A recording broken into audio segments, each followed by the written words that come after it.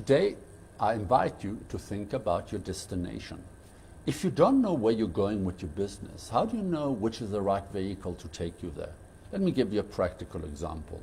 If you wanted to build a multinational company, then you know that from day one that a second-hand bakkie would not suffice.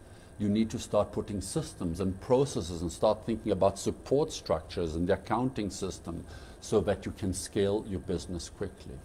Conversely, if you're running a one-person professional show, whether you are an electrician, a plumber, or a lawyer, then you may not need hardcore fancy systems. It might just be some invoicing system that you can do from your phone at the end of a visit with a client. It might be that you outsource some of the things. So today I really invite you to sit down and really think, where do you want to grow your business? Where are you going? And that will have a huge impact on the kind of setup and structures that you need to build and bring in.